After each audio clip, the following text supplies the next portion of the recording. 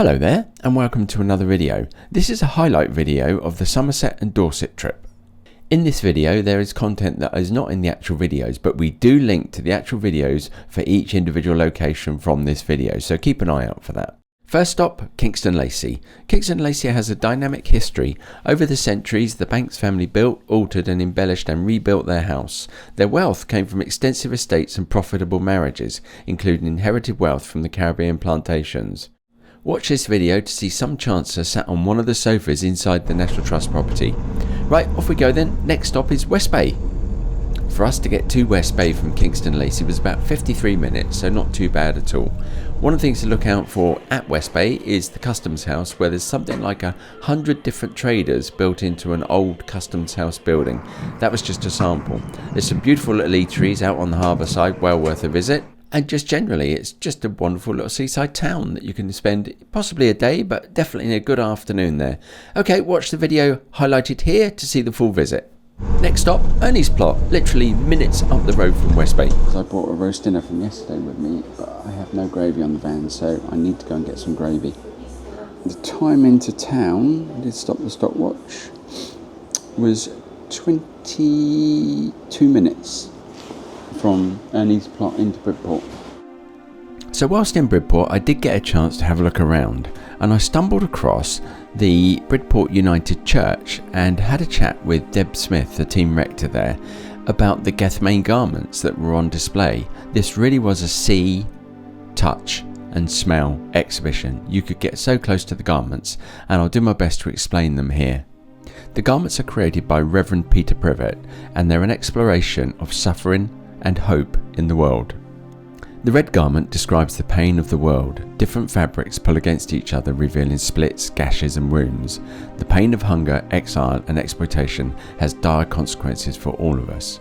The fabric of society disintegrates under the weight of tension, but it is not the only human society which is pulled apart.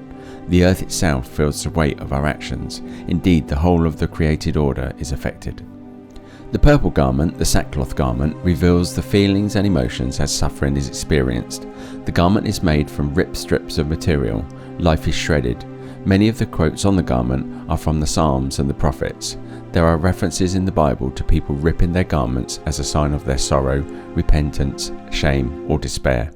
The experience is not only emotional or of an inward spiritual suffering, as the body is definitely affected.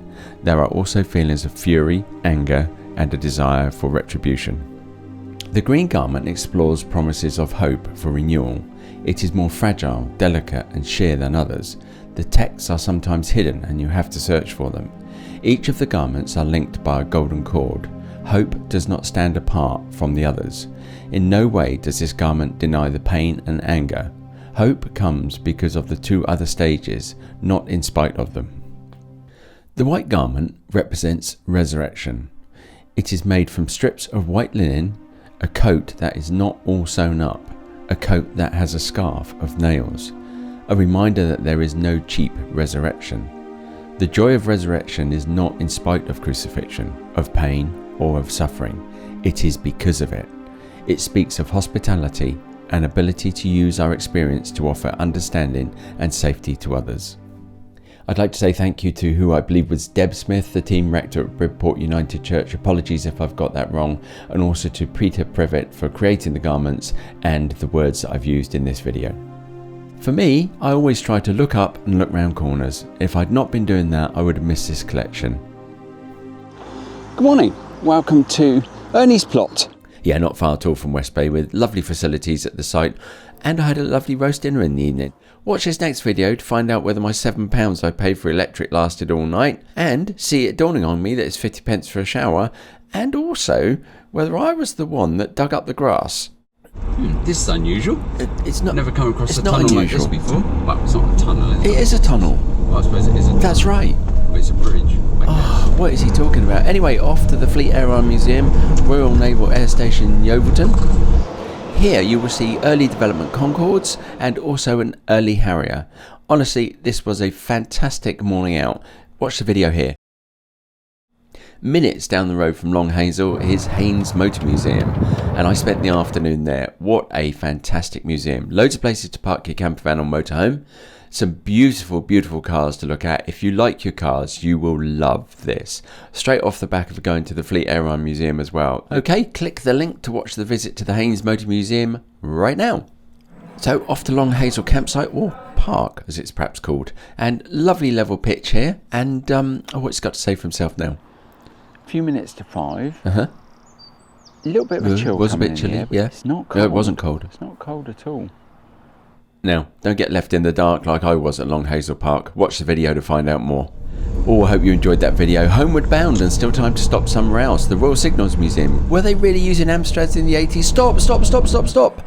You are not allowed to take any film or videos, pictures whilst on the base, but you can take pictures whilst in the actual museum. I have to say, the Fleet Air Arm, brilliant. Haynes Motor Museum, brilliant. But there was something about the way the information was laid out in the Royal Signals Museum that made it a delight to just wander around and read. Also find out why A.A. Milne and J.R. Tolkien are mentioned in the museum. Watch the video now. That's about it, folks. Hopefully you enjoyed the highlight video, but the real interesting stuff is in the actual videos. Please do go and have a look at them. I'll see you on the next one.